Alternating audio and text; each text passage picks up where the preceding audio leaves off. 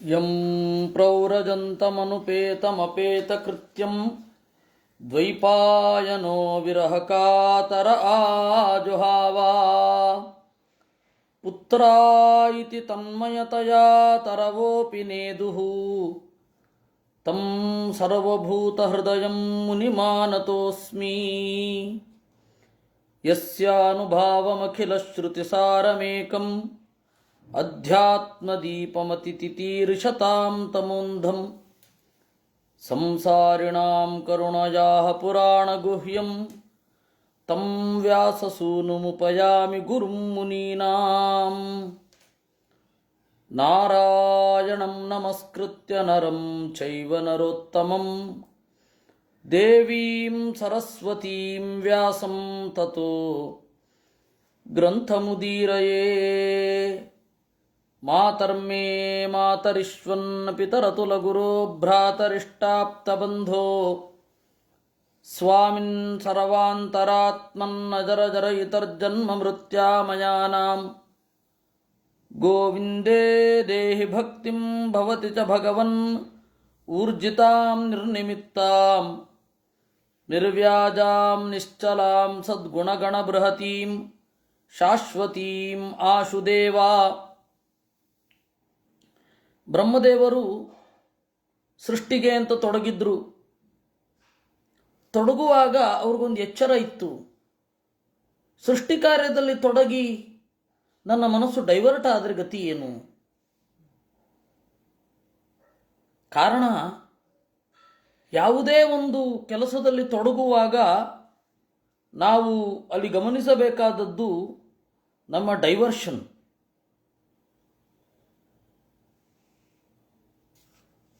ನಮ್ಮ ಮನಸ್ಸು ದುರ್ಬಲ. ಯಾವುದೇ ಒಂದು ಸಂಸ್ಥೆ ಒಂದು ಒಳ್ಳೆಯ ಉದ್ದೇಶಕ್ಕೆ ಶುರು ಆಗಿರುತ್ತೆ. ಅದು ಯಾವುದೇ ಸಂಸ್ಥೆ ಇರಬಹುದು, ಆಧ್ಯಾತ್ಮಿಕ ಸಂಸ್ಥೆ ಇರಬಹುದು, ಭೌತಿಕವಾದ ಸಂಸ್ಥೆ ಇರಬಹುದು.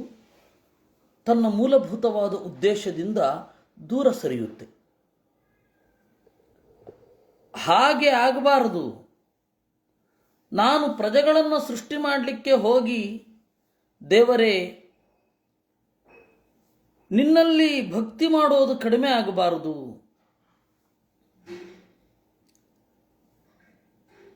ಸೃಷ್ಟಿ ಅಂತಂದರೆ ಅದೇನು ಕಡಿಮೆ ಅಲ್ಲ. ಥರಥರದ ಜೀವರ, ಥರಥರದ ಕರ್ಮಗಳ ಜೊತೆಗಿನ ಸೃಷ್ಟಿ.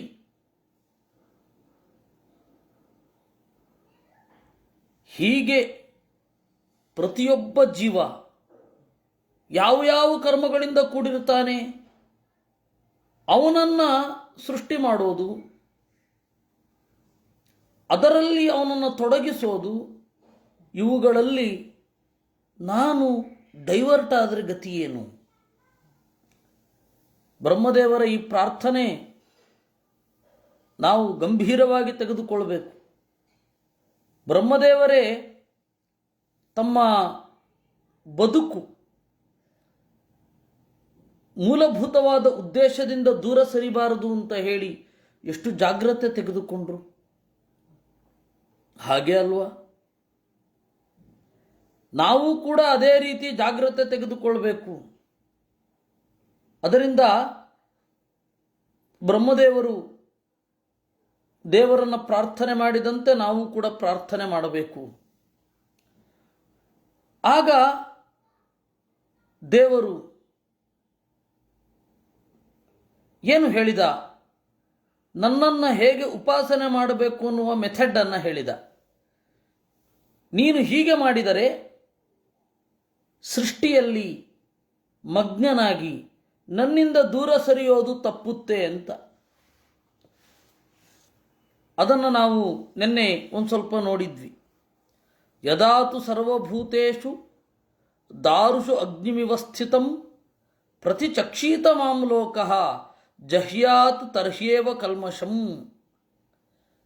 ಯದಾ ಯಾವಾಗ ಸರ್ವಭೂತೇಷು ಎಲ್ಲ ಜೀವರಲ್ಲಿ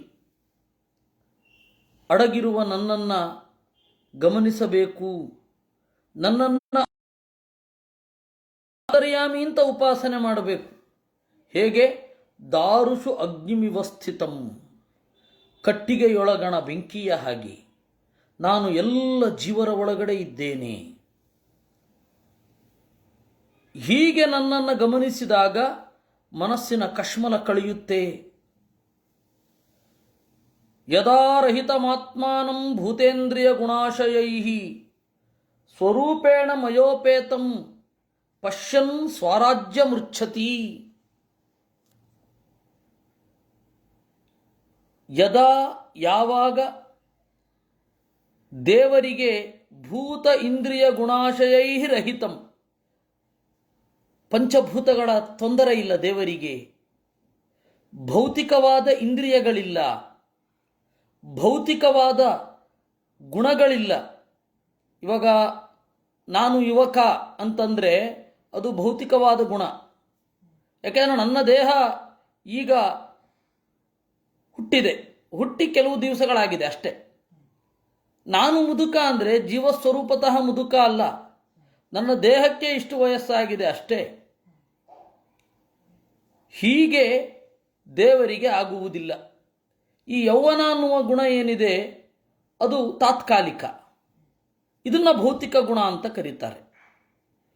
ಆಶಯ ಅಂತಂದರೆ ಭೌತಿಕವಾದ ಮನಸ್ಸು, ಅಂತಃಕರಣ ಅಂತ ಹೇಳಿ ಕರೀತಾರೆ. ಈ ತರಹದ ಎಲ್ಲ ಗುಣಗಳು ದೇವರನ್ನು ಕಾಡುವುದಿಲ್ಲ. ಯದಾ ರಹಿತಂ ಸ್ವರೂಪೇಣ ಮಯಾ ಉಪೇತಂ, ಹೃದಯದ ಒಳಗಡೆ ಇರುವ ಜೀವಸ್ವರೂಪ ದೇವರ ಜೊತೆಗೆ ಇದೆ ಅಂತ ಯಾವಾಗ ತಿಳಿಯುತ್ತಾನೋ ಅವನು ಸ್ವರಾಜ್ಯ ಮೃಚ್ಛತಿ, ನನ್ನ ರಾಜ್ಯವನ್ನು ಹೊಂದುತ್ತಾನೆ, ಅಂದರೆ ಮೋಕ್ಷವನ್ನು ಹೊಂದುತ್ತಾನೆ ಅಂತ ಅರ್ಥ. ಅದನ್ನು ಆಚಾರ್ಯರು ದತ್ತಾತ್ರೇಯ ಯೋಗ ಅನ್ನುವ ಗ್ರಂಥದ ಉಲ್ಲೇಖದೊಂದಿಗೆ ಹೇಳುತ್ತಾರೆ. ತ್ಯಕ್ತ್ವಾ ದೇಹಾಧ್ಯಾತ್ಮಭಾವಂ ಜೀವರೂಪೇ ಹೃದಯ ಸ್ಥಿತೆ. ಒಬ್ಬ ಜೀವ ನಾನೇ ದೇಹ ಅಂತನ್ನುವ ಭ್ರಮೆಯನ್ನು ತೊರೆದು ನನ್ನ ಸ್ವರೂಪ ಜೀವರೂಪದ ಜೊತೆಗೆ ದೇವರನ್ನು ಕಾಣ್ತಾನೆ. ಅಂದರೆ ದೇವರು ಯಾವಾಗಲೂ ನನ್ನ ಜೊತೆಗಿದ್ದಾನೆ, ಅವನು ಆತ್ಮಸಖ ಅಂತ ಯಾವಾಗ ನೋಡ್ತಾನೆ, ದೃಷ್ಟ್ವಾತ್ಮಭಾವಂ ತಂಚಾಪಿ ಹರಿಪಾದಾಬ್ಜ ಸಂಸ್ಥಿತಂ ಯದಾ ಪಶ್ಯತಿ ಆಪರೋಕ್ಷಾತ್. ಇದನ್ನು ಈಗ ನಾವು ಚಿಂತನೆ ಮಾಡಬೇಕು. ಇದು ನಮಗೆ ಕಣ್ಣಾರೆ ಕಂಡಾಗ ಇದನ್ನು ಅಪರೋಕ್ಷ ಜ್ಞಾನ ಅಂತ ಕರೀತಾರೆ. ಪರೋಕ್ಷ ಜ್ಞಾನ ಅಂದರೆ ಕೇಳಿ ತಿಳಿಯೋದು, ಅಪರೋಕ್ಷ ಜ್ಞಾನ ಅಂದರೆ ಕಣ್ಣಾರೆ ಕಾಣೋದು. ಇದು ಅಪರೋಕ್ಷ. ಇದನ್ನು ಯಾರು ಕಣ್ಣಾರೆ ಕಾಣುತ್ತಾನೆ ಅವನು ಮುಕ್ತಿಯನ್ನು ಹೊಂದುತ್ತಾನೆ ಅಂತ ದತ್ತಾತ್ರೇಯ ಯೋಗದಲ್ಲಿ ಇದೆ. ಆ ಹಿನ್ನೆಲೆಯಲ್ಲಿ ಸ್ವರೂಪೇಣ ಮಯಾ ಉಪೇತಂ ಅಂದರೆ ಜೀವ ತನ್ನ ಸ್ವರೂಪವನ್ನು ನನ್ನೊಂದಿಗಿದೆ ಅಂತ ತಿಳಿಬೇಕು, ಕಾಣಬೇಕು, ಆಮೇಲೆ ಮುಕ್ತಿಯನ್ನು ಹೊಂದಬೇಕು. ಇದು ಕ್ರಮ. ಹೀಗೆ ಸಾಧನೆ ಅಂತಂದ್ರೆ ಇದೆ. ನಾನಾ ಕರ್ಮ ವಿಪಾಕೇನ ಪ್ರಜಾ ಬಹ್ವೀಶ್ಚಿಸೃಕ್ಷತಃ ನಾತ್ಮಾವಸೀದತ್ಯಸ್ಮಿನ್ಸ್ತೆ ವರ್ಷೀಯಾನ್ಮದನುಗ್ರಹ. ನಾನಾ ಕರ್ಮ ವಿಪಾಕೇನ ಪ್ರಜಾ ಬಹ್ವೀಃ ಸಿಸೃಕ್ಷತಃ. ಪ್ರತಿಯೊಬ್ಬ ಜೀವನ ಕರ್ಮ ಪಕ್ವ ಆಗಿರುತ್ತೆ, ಕಾಲ ಬಂದಿರುತ್ತೆ. ಆಗ ನೀನು ಸೃಷ್ಟಿ ಮಾಡ್ತೀಯಾ, ನಿನ್ನ ಮನಸ್ಸು ಕಂಗೆಡುವುದಿಲ್ಲ, ನಿನ್ನ ಮನಸ್ಸು ಡೈವರ್ಟ್ ಆಗೋದಿಲ್ಲ. ಯಾಕೆ ಅಂದರೆ ವರ್ಷೀಯಾನ್ ಮದನುಗ್ರಹ, ನನ್ನ ಅನುಗ್ರಹವೇ ಅದಕ್ಕೆ ಕಾರಣ. ನಾವು ಇವತ್ತು ಸೃಷ್ಟಿ ಮಾಡುವವರನ್ನು ನೋಡುತ್ತೇವೆ. ಒಬ್ಬ ಯಾವುದೇ ಸೃಷ್ಟಿ ಮಾಡುವವ, ಕುಂಬಾರನಿಂದ ಹಿಡಿದು ಕಾರನ್ನು ಮಾಡುವವ, ಲಾರಿಯನ್ನು ಮಾಡುವವ, ಆ ಸೃಷ್ಟಿಯ ಕ್ರಿಯೆಗೆ ಅಂತ ತೊಡಗಿದ ಮೇಲೆ ತನ್ನ ಉನ್ನತಿ ಅನ್ನೋದನ್ನೇ ಮರಿತಾನೆ. ಭೌತಿಕವಾದ ಸೃಷ್ಟಿಯನ್ನು ಮಾಡಲಿಕ್ಕೆ ಅಂತ ಹೋದವ ಒಳಗಿನ ಎತ್ತರವನ್ನು ಅವನು ಯೋಚನೆಯೇ ಮಾಡೋದಿಲ್ಲ. ಯಾಕೆಂದರೆ ಅಷ್ಟು ಆಯಾಸ. ಭೌತಿಕವಾದ ಸೃಷ್ಟಿಯನ್ನು ಮಾಡುವಾಗ ಅವನಿಗೆ ಆಯಾಸ ಇರುತ್ತೆ. ಆ ಆಯಾಸವನ್ನು ಪರಿಹಾರ ಮಾಡಿಕೊಳ್ಳಿಕ್ಕಾಗಿ ಬೇರೆಯದರತ್ತ ಹೊರಳುತ್ತಾನೆ.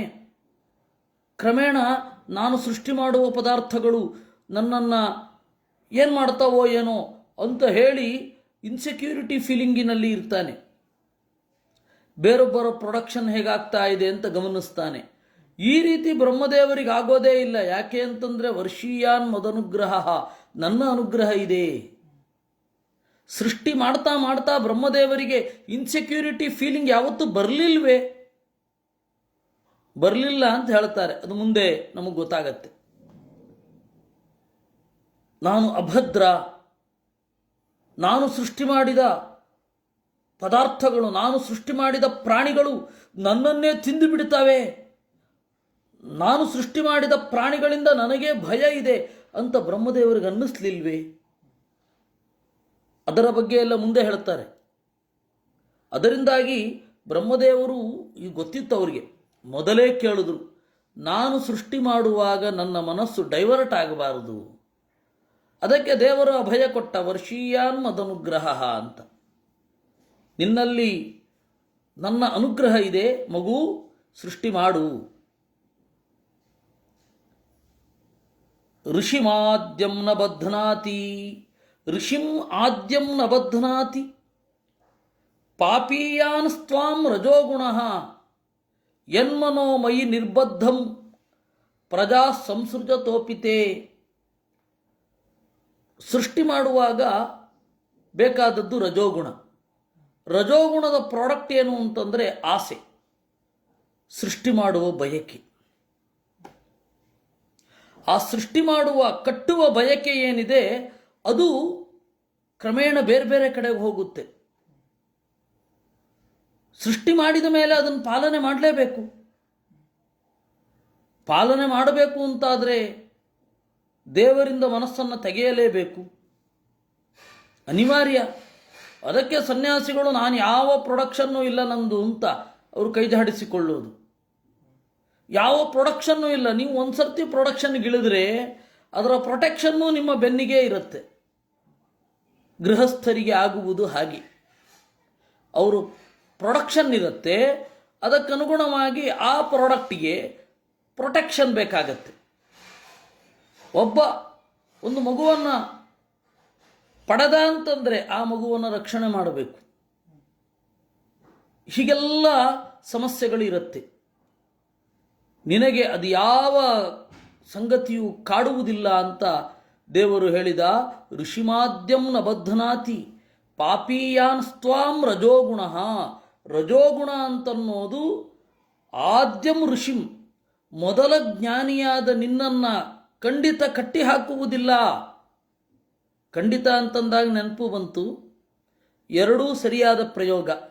ಖಂಡಿತ ಖಂಡಿತ, ಹೌದು. ಅಲ್ಪಪ್ರಾಣ ಖಂಡಿತ, ಮಹಾಪ್ರಾಣ ಖಂಡಿತ, ಎರಡೂ ಕೂಡ ಕರೆಕ್ಟ್. ಗೋವಿಂದ ಪೈಗಳು ತಮ್ಮ ದೊಡ್ಡ ಆ ರಿಸರ್ಚ್ ಪುಸ್ತಕ ಇದೆ, ಗೋವಿಂದ ಪೈ ಅಂತ ಹೇಳಿ, ಮಂಜೇಶ್ವರದವರು. ಅವರು ಸುಮಾರು ಇಡೀ ಜೀವನವನ್ನು, ಅವರು ಅಗರ್ಭ ಶ್ರೀಮಂತರು, ಇಡೀ ಜೀವನವನ್ನು ಕೇವಲ ಓದ್ತಾ ಕಳೆದುಬಿಟ್ರು. ಅವರು ಓದ್ತಾ ರಿಸರ್ಚ್ ಮಾಡ್ತಾ ಕಳೆದ್ರು. ಆದರೆ ಅವರು ರಿಸರ್ಚ್ ಬೇರೆ ಕಡೆಗಿತ್ತು ಬಿಡಿ. ಆ ತರಹದ ಬದುಕು ಒಬ್ಬರ ಆಸೆ, ಈ ಥರ ಬದುಕಬೇಕು ಅಂತನ್ನೋ ಹಾಗೆ ಬದುಕಿದ್ರು ಅವರು. ಆದರೆ ಅವರು ಕನ್ನಡ ಸಾಹಿತ್ಯ ಸಬ್ಜೆಕ್ಟ್ ಬೇರೆ, ಕನ್ನಡ ಸಾಹಿತ್ಯ ಮತ್ತು ಇತಿಹಾಸ ಶಾಸನ ಅವರು ಖಂಡಿತ ಅಂತ ಬಳಸ್ತಾ ಇದ್ರು. ನಾನು ಅದನ್ನು ನೋಡಿದೆ, ಇದೇನಿದು ಖಂಡಿತ ಅಂತ ಬಳಸ್ತಾರಲ್ಲ ಅಂತ. ಆಮೇಲೆ ನೋಡಿದ್ರೆ ಸಂಸ್ಕೃತದಲ್ಲಿ ಎರಡೂ ಧಾತು ಪಾಠ ಇದೆ. ಒಂದು ಕಡಿಬೇದೆ, ಇನ್ನೊಂದು ಕಡಿಬೇದೆ. ಖಂಡಿತ ಅಂತಂದ್ರೂ ಕೂಡ ಈ ಹೇಳುವ ವಸ್ತುವಿನಿಂದ ಭಿನ್ನ, ದೃಢ, ಸಂಶಯದಿಂದ ಭಿನ್ನ ಅಂತ ಅರ್ಥ. ಖಂಡಿತ ಅಂತಂದ್ರು ಸಂಶಯದಿಂದ ಭಿನ್ನ, ನಿಶ್ಚಿತ ಅಂತ ಅರ್ಥ. ಕಡಿ ನಿಶ್ಚಯೇ, ಖಡಿ ನಿಶ್ಚಯೇ, ಕಡಿ ಭೇದೆ, ಖಡಿ ಭೇದೆ ಎರಡೂ ಧಾತು ಇದೆ. ಹಾಗಂತ ಹೇಳಿ ಇವತ್ತು ಖಂಡಿತ ಅಂತ ಹೇಳಿ ಸಂಸ್ಕೃತದಲ್ಲಿ ಪ್ರಯೋಗ ಮಾಡಿದ್ರೆ ಸಂಸ್ಕೃತ ಪಂಡಿತರು ಅಂದ್ಕೋತಾರೆ ಇವನಿಗೇನು ಸಂಸ್ಕೃತ ಬರೋಲ್ಲ ಅಂತ. ಯಾಕೆಂದ್ರೆ ಆ ಧಾತುವೇ ಅಷ್ಟು ಅಪರಿಚಿತ ಆಗಿ ಹೋಗಿದೆ. ಇರಲಿ, ವಿಷಯಾಂತರ. ಮತ್ತೆ ವಾಪಸ್ ಬರೋದಾದರೆ ಆದ್ಯಂ ಋಷಿಂ, ರಜೋಗುಣ ಅಂತನ್ನೋದು ಪಾಪೀಯಾನ್, ಒಬ್ಬರನ್ನ ಆಸೆಯಲ್ಲಿ ತೊಡಗಿಸಿ ಅವರನ್ನು ದೇವರಿಂದ ವಿಮುಖರನ್ನಾಗಿ ಮಾಡುತ್ತದೆ. ಆದರೆ ಜಗತ್ತಿನ ಮೊದಲ ಜ್ಞಾನಿಯಾದ ನಿನ್ನನ್ನು ದೇವರಿಂದ, ನನ್ನಿಂದ ಬೇರೆಯಾಗಿ ಮಾಡುವುದಿಲ್ಲ. ಯನ್ಮನೋಮಯಿ ನಿರ್ಬದ್ಧಂ ಪ್ರಜಾ ಸಂಸೃಜತೋಪಿತೆ, ಪ್ರಜೆಗಳನ್ನು ಸೃಷ್ಟಿ ಮಾಡುವಾಗಲೂ ಕೂಡ ನನ್ನಲ್ಲಿ ನಿನ್ನ ಮನಸ್ಸು ಇರುತ್ತೆ, ಏನು ಚಿಂತೆ ಮಾಡಬೇಡ ಅಂತ ಬ್ರಹ್ಮದೇವರಿಗೆ ದೇವರ ಭಯ ಕೊಟ್ಬಿಟ್ಟ. ಇನ್ನೇನು? ಜ್ಞಾತೋಹಂ ಭವತಾತ್ವದ್ಯ ದುರ್ವಿಜ್ಞೇಯೋಪಿ ದೇಹಿನಾಂ ಯನ್ಮಾಂ ತ್ವಂ ಮನ್ಯಸೇ ಭೂತಂ ಭೂತೇಂದ್ರಿಯ ಗುಣಾತ್ಮಭಿಃ. ಭವತಾ, ನೀನು ನನ್ನನ್ನು ತಿಳಿದಿರುವೆ. ನಾನು ಸುಲಭವಾಗಿ ಎಲ್ಲರಿಗೂ ಗೊತ್ತಾಗುವವನಲ್ಲ, ನನ್ನ ಬಗೆಗೆ ತಿಳ್ಕೊಳ್ಳಿಕ್ಕೆ ಆಗೋದಿಲ್ಲ. ದುರ್ವಿಜ್ಞೇಯ, ಯಾರಿಗೆ? ದೇಹಿನಾಂ, ಪ್ರತಿಯೊಬ್ಬ ದೇಹದ ಒಳಗಡೆ ಇರುವ ಆತ್ಮ, ಯಾರಿಗೆ ದೇಹದ ಮೇಲೆ ನಾನು ಅಂತನ್ನುವ ಭಾವನೆ ಇರುತ್ತೆ ಅವನ ಹತ್ತಿರನೇ ನಾನಿರ್ತೇನೆ, ನಾನು ಅವ್ರಿಗೆ ಗೊತ್ತಾಗಲ್ಲ. ನನ್ನ ಅಸ್ತಿತ್ವ ಹಾಗಿರುತ್ತೆ, ನಿನಗೆ ಗೊತ್ತಾಗಿದೆ. ಯಾಕೆ ಗೊತ್ತಾ? ಭೂತೇಂದ್ರಿಯ ಗುಣಾತ್ಮಭಿಃ ಯುಕ್ತಂ ಮನ್ಯಸೆ, ಪಂಚಭೂತಗಳ ಒಳಗಡೆ, 11 ಇಂದ್ರಿಯಗಳ ಒಳಗಡೆ, 3 ಗುಣಗಳ ಒಳಗಡೆ ನಾನು ಅಂತರ್ಯಾಮಿಯಾಗಿದ್ದೇನೆ ಅಂತ ನೀನು ತಿಳ್ಕೊಂಡಿದ್ದೀಯ. ಅದರಿಂದಾಗಿ ನಿನಗೆ ಕನ್ಫ್ಯೂಷನ್ ಕಾಡೋದಿಲ್ಲ ಅಂದರು. ಅದನ್ನು ಆಚಾರ್ಯರು ದತ್ತಾತ್ರೇಯ ಯೋಗದ ಮಾತಿನಿಂದಲೇ ಅದನ್ನು ಹೇಳ್ತಾರೆ. ಭೂತೇಂದ್ರಿಯ ಮನೋಬುದ್ಧಿ ತ್ರಿಗುಣಾದಿಷು ಸರ್ವಶಃ ಯುಕ್ತಂ ನಿಯಾಮಕತೆಯ ಪಶ್ಯನ್ ಜಾನಾತಿ ಕೇಶವಂ. ಪಂಚಭೂತಗಳು, 11 ಇಂದ್ರಿಯಗಳು, ಬುದ್ಧಿ, ಸತ್ವರಜಸ್ತಮೋ ಗುಣಗಳು, ಇವುಗಳಲ್ಲಿ ದೇವರು ನಿಯಾಮಕನಾಗಿದ್ದಾನೆ ಅಂತ ಯಾರು ತಿಳಿತಾನೆ ಅವನು ದೇವರನ್ನು ನೋಡ್ತಾನೆ ಮುಂದೆ. ಇದು ಈ ತರಹದ ಅನುಸಂಧಾನದ ಹಿರಿಮೆ.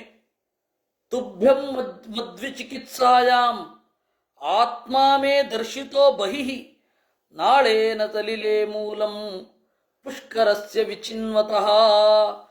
ತುಭ್ಯಂ ಮದ್ವಿಚಿಕಿತ್ಸಾಯಾಂ, ನನ್ನ ಬಗೆಗೆ ನಿನಗೊಂದು ಸಂದೇಹ ಕಾಡಿತು ಬ್ರಹ್ಮ, ನಾನು ನಿನಗೆ ಈ ಬ್ರಹ್ಮಾಂಡದಾಚೆ ನನ್ನನ್ನು ತೋರಿಸಿದೆ. ಯಾಕೆಂದರೆ ನನಗೆ ಸಂದೇಹ ಕಾಡಿತು, ನಾನು ಹೇಳಿದಂತೆ ಕೇಳಿದೆ, ತಪಸ್ಸು ಮಾಡಿದೆ, ಅದಕ್ಕೆ ನಾನು ನಿನಗೆ ತೋರಿಸ್ತಾ ಇದ್ದೇನೆ. ಯಚ್ಚಕರ್ಥ ಮಮ ಸ್ತೋತ್ರಂ ಮತ್ಕಥಾಭ್ಯುದಯಾಂಕಿತಂ ಯದ್ವಾ ತಪಸ್ಸಿ ನಿಷ್ಠಾ ಚ ಸ ಏಚ ಮದನುಗ್ರಹ. ನೀನು ನಾನು ಹೇಳಿದ ಮಾತನ್ನು ಕೇಳಿದೆ, ನನ್ನ ಅಣತಿಯನ್ನು ಚತು ತಪ್ಪದಂತೆ ಮಾಡಿ ತಪಸ್ಸುಗೈದೆ, ನನ್ನ ಕಥೆಯ ಚಿಂತನೆಯನ್ನು ಮಾಡಿದೆ, ಆ ಆಲೋಚನೆಯಲ್ಲಿಯೇ ನಿನ್ನ ಆಸಕ್ತಿ ಇತ್ತು. ಇವೆಲ್ಲವೂ ಮದನುಗ್ರಹ, ನನ್ನದೇ ಅನುಗ್ರಹ. ಪ್ರೀತೋಹಮಸ್ತು ಭದ್ರಂತೆ ಲೋಕಾನಾಂ ವಿಜಯೇಚ್ಛಯಾಂ ಯದಸ್ತೌಷೀದ್ ಗುಣಮಯಂ ನಿರ್ಗುಣಂ ಮಾನುವರ್ಣಯನ್. ನಿನ್ನ ಈ ಕ್ರಿಯೆಗೆ ನಾನು ಅತ್ಯಂತ ಸಂತುಷ್ಟನಾಗಿದ್ದೇನೆ. ಪ್ರೀತೋಹಂ, ನಾನು ನಿನ್ನ ಬಗೆಗೆ ಉತ್ಕಟವಾದ ಪ್ರೀತಿಯನ್ನು ಹೊಂದಿದ್ದೇನೆ. ತೇ ಭದ್ರಂ, ನಿನಗೆ ಒಳ್ಳೆಯದಾಗಲಿ. ನೀನು ಯಾಕೆ ಸ್ತೋತ್ರ ಮಾಡಿದ್ದು ನನ್ನನ್ನು? ಲೋಕಾನಾಂ ವಿಜಯೇಚ್ಛಯ, ಲೋಕಗಳನ್ನು ಗೆಲ್ಲಬೇಕು ಅನ್ನುವ ಬಯಕೆಯಿಂದ. ನಾನು ಗುಣಮಯ, ನಿರ್ಗುಣ ಎರಡೂ ಕೂಡ ಹೌದು. ಗುಣಮಯ ಯಾಕೆ? ಸಾರ್ವಜ್ಞಾದಿ ಗುಣೈರ್ಯುಕ್ತಂ, ಸರ್ವಜ್ಞತ್ವ ಮೊದಲಾದ ಗುಣಗಳಿದೆ. ಸತ್ವಾದಿ ಗುಣವರ್ಜಿತಂ, ಸತ್ವಗುಣ ರಜೋಗುಣ ತಮೋಗುಣ ಇವುಗಳಿಲ್ಲ. ಯೋಜಾನಾತಿ ಹರಿಂ ತಸ್ಯ ಪ್ರೀತೋ ಭವತಿ ಕೇಶವಃ. ಹೀಗೆ ಯಾರು ತಿಳಿತಾನೆ ದೇವರಿಗೆ ಅವನ ಬಗ್ಗೆ ಉತ್ಕಟವಾದ ಪ್ರೀತಿ ಮೂಡುತ್ತೆ. ಆಧಿಕಾರಿಕ ದೇವಾನಾಂ ಸ್ವಾಧಿಕಾರಾಭಿಕಾಮನಂ ಭವತಿ ಪ್ರೀತಯೇ ವಿಷ್ಣೋಃ ಭಕ್ತ್ಯಾದೇರಪಿ ಯತ್ಸದಾ ಇತಿ ಚ. ಇನ್ನೊಂದು ವಿಶೇಷ ಇದೆ ಎಂದರು. ಲೋಕಾನಾಂ ವಿಜಯೇಚ್ಛಯ, ಲೋಕಗಳನ್ನು ಗೆಲ್ಲಬೇಕು ಅನ್ನುವ ಬಯಕೆಯಿಂದ ನನ್ನನ್ನು ಸ್ತೋತ್ರ ಮಾಡಿದ ನನಗೆ ಬಹಳ ಖುಷಿಯಾಯಿತು. ಅಲ್ರಿ, ಗೀತೆಯಲ್ಲಿ ಏನು ಹೇಳೋದು ಇದೇ ಕೃಷ್ಣ. ಕರ್ಮಣ್ಯೇವಾಧಿಕಾರಸ್ತೆ ಮಾ ಫಲೇಶು ಕದಾಚನ ಮಾ ಕರ್ಮ ಫಲಹೇತುರ್ಭೂಹು ಮಾತೆ ಸಂಗೋಸ್ತ್ವಕರ್ಮಣಿ. ಫಲಕಾಮನೆ ಇರಬಾರದು ಅಂತಲ್ವಾ? ಸಕಾಮ ಭಕ್ತಿಯನ್ನು ನಾನು ಉತ್ಕಟವಾಗಿ ಮೆಚ್ಚೋದಿಲ್ಲ ಅಂತಲ್ವಾ? ನಿಷ್ಕಾಮ ಭಕ್ತಿಗೆ ನಾನು ಒಲಿತೇನೆ ಅಂತ ಹೇಳಿದ ದೇವರು ನೋಡಿ ಇಲ್ಲಿ ಏನು ಹೇಳ್ತಾನೆ. ಲೋಕಾನಾಂ ವಿಜಯೇಚ್ಛಯ, ಲೋಕಗಳನ್ನು ಗೆಲ್ಲಬೇಕೆನ್ನುವ ಬಯಕೆಯಿಂದ ನೀನು ನನ್ನನ್ನು ಸ್ತೋತ್ರ ಮಾಡಿದೆ, ನನಗೆ ಬಹಳ ಖುಷಿಯಾಯಿತು. ಅಂದರೆ ನೀನು ಯಾವುದೋ ಕಾಮವನ್ನು ಇಟ್ಟುಕೊಂಡದ್ರಿಂದ ನನಗೆ ಖುಷಿಯಾಯಿತು ಅಂತ ದೇವರು ಹೇಳ್ತಾ ಇದ್ದಾನಲ್ಲ, ಈ ಎಂಥದ್ದಿದು ನೋಡಿ. ಭಾಗವತಕ್ಕೂ ಭಗವದ್ಗೀತೆಗೂ ಎಂತಹ ವ್ಯತ್ಯಾಸ. ಕಾಮ ಬಿಡು ಅಂತ ಹೇಳಿ ಭಗವದ್ಗೀತೆ, ನೀನು ಈ ಬಯಕೆಯನ್ನು ಇಟ್ಟುಕೊಂಡು ನನಗೆ ಸ್ತೋತ್ರ ಮಾಡಿದ್ದು ಸಂತೋಷ ಆಯಿತು ಅಂತ ಭಾಗವತ. ಅದಕ್ಕೆ ಹೇಳಿದ್ರು ವಿರೋಧ ಇಲ್ಲ ಅಂದರು ಆಚಾರ್ಯರು. ಏನು? ಆಧಿಕಾರಿಕ ದೇವಾನಾಂ ಸ್ವಾಧಿಕಾರಾಭಿಕಾಮನಂ ಭವತಿ ಪ್ರೀತಯೇ ವಿಷ್ಣೋಃ ಅಂತನ್ನುವ ಒಂದು ಅಪೂರ್ವವಾದ ಪ್ರಮೇಯವನ್ನು ಮಧ್ವಾಚಾರ್ಯರು ನಮಗೆ ಕೊಟ್ಟರು. ಆ ಅಧಿಕಾರ ಪದವಿಗೆ ಯೋಗ್ಯರಾಗಿರುವ ಜೀವರು ಆ ಪದವಿಯನ್ನು ಏರಲು ಬಯಸುವುದು ದೇವರಿಗೆ ಪ್ರಿಯ. ದೇವರು ಬಹಳ ಇಷ್ಟ ಆಗುತ್ತಂತೆ. ಬ್ರಹ್ಮದೇವರು ಬ್ರಹ್ಮ ಪದವಿಗೆ ಏರ್ಲಿಕ್ಕೆ ಮಾಡುವ ತಪಸ್ಸು ದೇವರಿಗೆ ಪ್ರಿಯ. ಕಾರಣ ಏನು ಗೊತ್ತಾ? ಬ್ರಹ್ಮದೇವರಿಗೆ ನಾನು ಈ ಪದವಿಗೆ ಬಂದು ದೇವರ ಸೇವೆ ಮಾಡಬೇಕು ಅಂತಿರುತ್ತೆ. ಆದ್ದರಿಂದ ಇಂದ್ರ ಪದವಿಗೆ ಯೋಗ್ಯನಾದ ಜೀವ ಇಂದ್ರ ಪದವಿಗಾಗಿ ಮಾಡುವ ತಪಸ್ಸು ದೇವರಿಗೆ ಪ್ರಿಯ. ಕಾಮನೆ ಇದೆ ಅವನಿಗೆ, ಇಂದ್ರ ಪದವಿಯ ಕಾಮನೆ ಇದೆ ಅಂತ ದೇವರು ತಟಸ್ಥ ದೃಷ್ಟಿಯಿಂದ ನೋಡಲ್ಲ, ಉಪೇಕ್ಷೆ ಮಾಡಲ್ಲ, ಪ್ರೀತಿಸ್ತಾನೆ. ಕಾರಣ ಏನು ಅಂದರೆ ಅವರಿಗೆ ಯೋಗ್ಯವಾದದ್ದನ್ನು ಪಡೆಯಲಿಕ್ಕೆ ಅಂತ ಅವರು ಹೊರಟಿದ್ದಾರೆ. ಆದ್ದರಿಂದ ಇದೊಂದು ಅಪೂರ್ವವಾದ ಪ್ರಮೇಯ ಆಚಾರ್ಯರು ಕೊಟ್ಟಿದ್ದು. ಅದರಿಂದ ವಿರೋಧ ಇಲ್ಲ. ಅಲ್ಲಿ ಹೇಳಿದ್ದು ಬಯಸಬಾರದ್ದನ್ನು ಬಯಸಬೇಡ ಅಂತ ಗೀತೆಯಲ್ಲಿ ಹೇಳಿದ್ದು. ಇಲ್ಲಿ ಹೇಳ್ತಾ ಇರೋದು ಅಧಿಕಾರ ಪದವಿಗೆ ಏರುವ ಜೀವರು ತಮ್ಮ ಅಧಿಕಾರವನ್ನು ಬಯಸುವುದು ದೇವರಿಗೆ ಪ್ರಿಯ ಆಗತ್ತೆ ಅಂತ. ಇಷ್ಟು ವ್ಯತ್ಯಾಸ ಇದೆ. ಯೇತೇನ ಪುಮಾನ್ ನಿತ್ಯಂ ಸ್ತುತ್ವಾ ಸ್ತೋತ್ರೇಣ ಮಾಂ ಭಜೇತ್ ತಸ್ಯಾಹಂ ಸಂಪ್ರಸೀದೇಯಂ ಸರ್ವಕಾಮವರೇಶ್ವರಃ.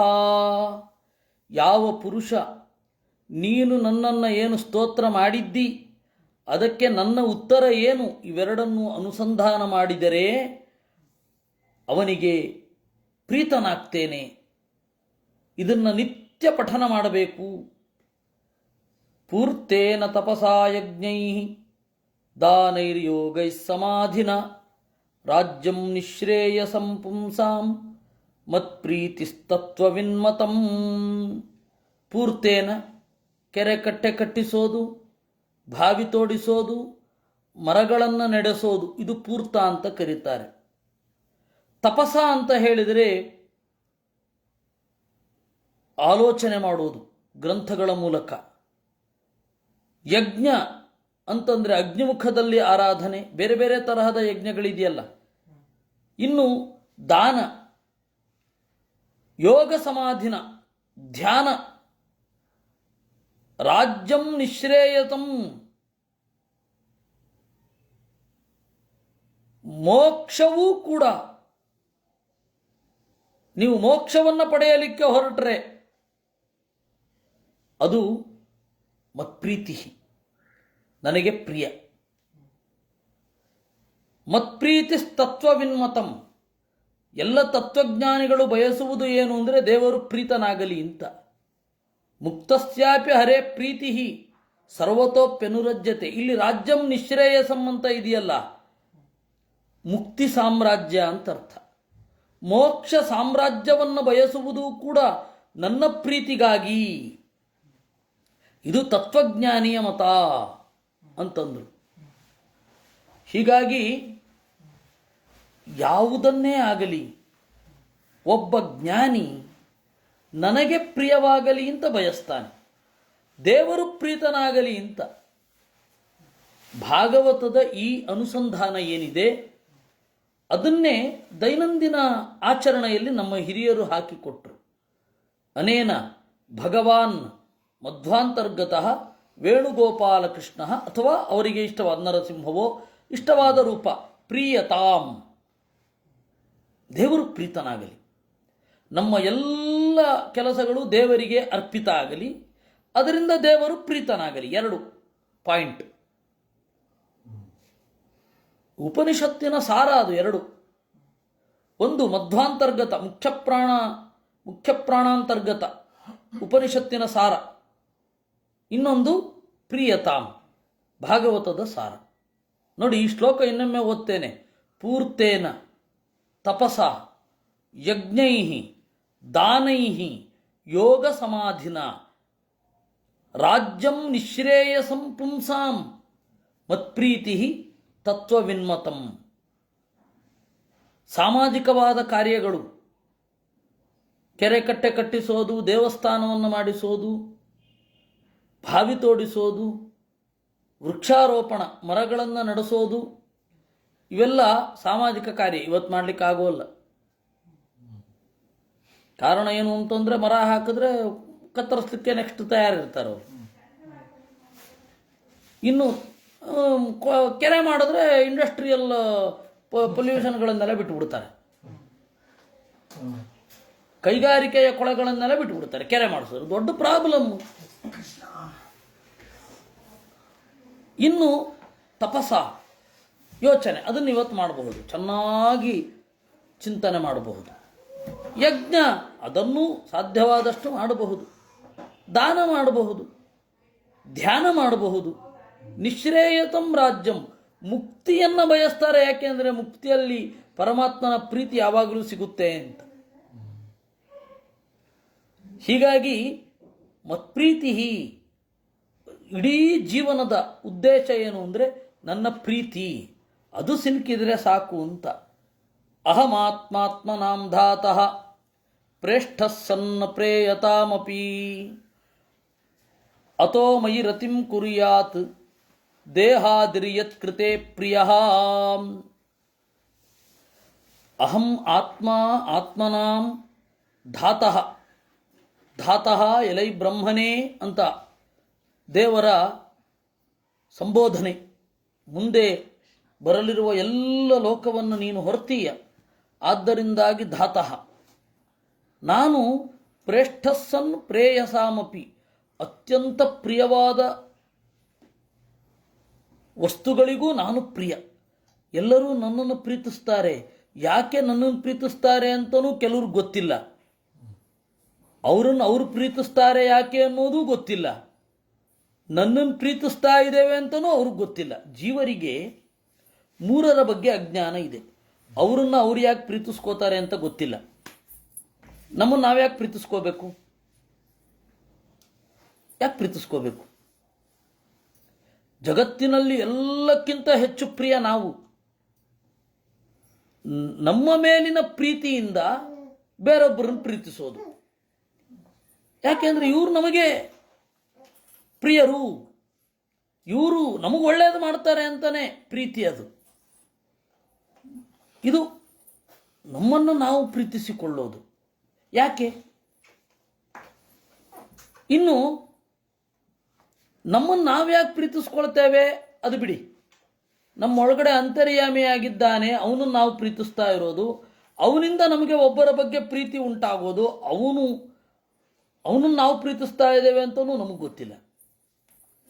ಇವೆಲ್ಲ ಸಮಸ್ಯೆಗಳು. ಈ ಎಲ್ಲ ಸಮಸ್ಯೆಗಳನ್ನು ಮೊಟ್ಟ ಮೊದಲು ಪರಿಹಾರ ಮಾಡಿದ್ದು ಆಚಾರ್ಯರು.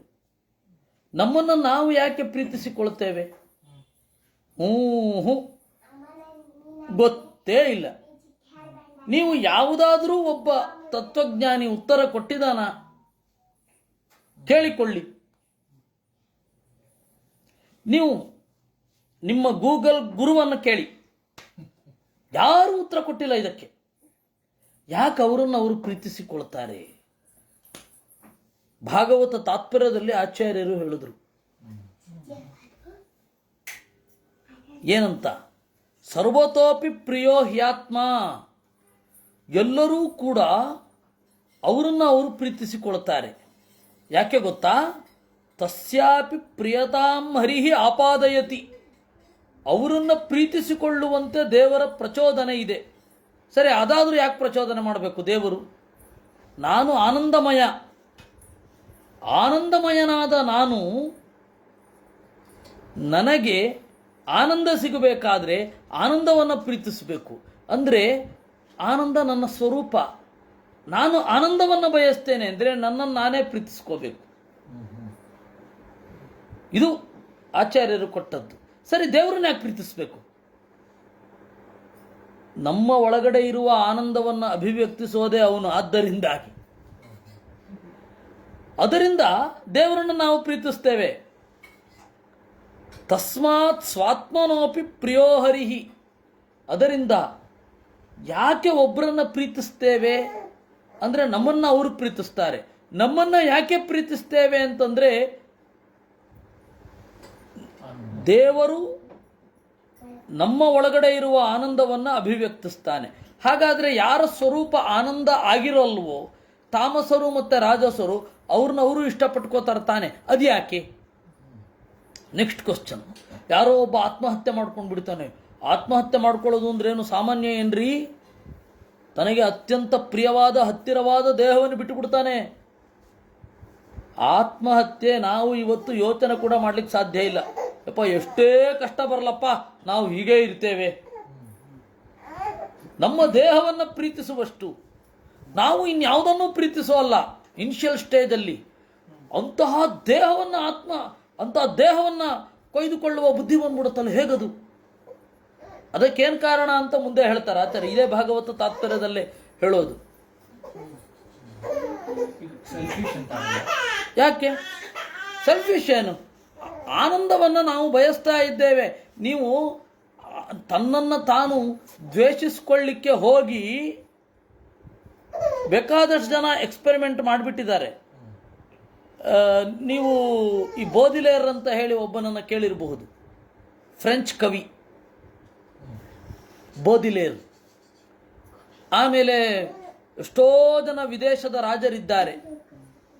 ಅಗೈನ್ ನಾನು ಕೋಟ್ ಮಾಡುವ ಪುಸ್ತಕ ಜಗತ್ತಿನ ಇತಿಹಾಸವನ್ನು, ನಾಗರಿಕತೆಯ ಇತಿಹಾಸವನ್ನು ಹೇಳುವಂತಹ ವಿಲ್ ಡ್ಯುರಾಂಟ್. ಅವನು ಹೇಳ್ತಾನೆ, ಎಕ್ಸ್ಪೆರಿಮೆಂಟ್ಗಾಗಿ ತಮ್ಮನ್ನು ತಾವು ದ್ವೇಷಿಸಿಕೊಂಡು ಸುಖ ಪಡ್ತೇವೆ ಅಂತ ಭ್ರಮಿಸಿಕೊಂಡ ಬೇಕಾದಷ್ಟು ಜನ ಆಗಿ ಹೋಗಿದ್ದಾರೆ. ಒಟ್ಟಾರೆ ಇಡೀ ವೆಸ್ಟರ್ನ್ ವರ್ಲ್ಡ್ ತನ್ನನ್ನು ತಾನು ದ್ವೇಷಿಸಿಕೊಳ್ಳೋದರಲ್ಲಿ ತೊಡಗಿದೆ. ಭಾರತೀಯರಿಗೆ ಅದರ ಬಿಸಿ ಅರಿವಾಗಿಲ್ಲ. ಯಾಕೆ ಅಂತಂದರೆ ಅವರು ಹಿಂದಿನಿಂದ ಬಂದ ಋಷಿಗಳ ಒಂದು ಪರಂಪರೆಯಲ್ಲಿಯೇ ಇನ್ನೂ ಇದ್ದಾರೆ. ಆದ್ದರಿಂದಾಗಿ ಯಾಕೆಂದರೆ ನಾವು ಸುಲಭವಾಗಿ ಪೆಸಿಮಿಸಮ್ಗೆ ಒಳಗಾಗೋದಿಲ್ಲ. Always we are optimistic. ಅವನು ಯಾರೋ ಅಯ್ಯನ್ ರಾಂಡ್ ಬಂದು ಉಪದೇಶ ಮಾಡಬೇಕಾಗಿಲ್ಲ, ನಾನು ಸಾಯ್ತಾ ಇದ್ದೀನಿ ಆದರೂ ಆಪ್ಟಿಮಿಸ್ಟಿಕ್ಕು, ಬಿ ಆಲ್ವೇಸ್ ಆಪ್ಟಿಮಿಸ್ಟಿಕ್ ಅಂತ ಅವನ ಬಂದು ಉಪದೇಶ ಮಾಡಬೇಕು ನಮಗೆ. ನಮ್ಮ ದೇಶದಲ್ಲಿರುವ ಅವ್ಯವಸ್ಥೆಗಳನ್ನು ನೋಡಿದರೆ ಅವು ವಿದೇಶದವರು ಯಾರಾದರೂ ಒಬ್ಬ ಇದ್ರೂ ಆತ್ಮಹತ್ಯೆ ಮಾಡ್ಕೊಂಡ್ಬಿಡ್ಬೇಕು ಅವನು. ಬೇಡ, ನಮ್ಮನ್ನು ನೋಡಿ ಎಷ್ಟು ಜನ ದ್ವೇಷ ಮಾಡ್ತಾರೆ. ಎಷ್ಟು ಜನ ನಮ್ಮ ವಿಚಾರಧಾರೆಯನ್ನ, ನಮ್ಮ ಜನಾಂಗವನ್ನು ಹೆಂಗೆ ದ್ವೇಷ ಮಾಡ್ತಾರೆ? ನಮ್ಮ ಒಳಗಿನವರೇ. ಉತ್ಕಟವಾದ ದ್ವೇಷ ಮಾಡ್ತಾರೆ. ಸುಖವಾಗಿಲ್ವಾ ನಾವು? ಸೊ ಅಯ್ಯನ್ ರಾಂಡ್ ಬಂದು ಹೇಳಬೇಕಾಗಿಲ್ಲ ಬಿ ಆಪ್ಟಿಮಿಸ್ಟಿಕ್ ಅಂತ. ನಾವೀಗಾಗಲೇ ಇದ್ದೇವೆ. ಏನಕ್ಕೆ ಅದು ಅಯ್ಯ ಕರ್ಮ ಬಿಡಪ್ಪ ನಮ್ದು ಅಂತ ಆರಾಮಾಗಿ ಹೋಗ್ತಾ ಇರ್ತೀವಿ. ಈ ನಿರ್ಲಿಪ್ತತೆ ಬೇರೆಯವ್ರಿಗೆ ಇರೋದೇ ಇಲ್ಲ. ಈ ನಿರ್ಲಿಪ್ತತೆಗಿಂತ ಬೇರೆ ಆಪ್ಟಿಮಿಸ್ಟಿಕ್ ಬೇಕೇ?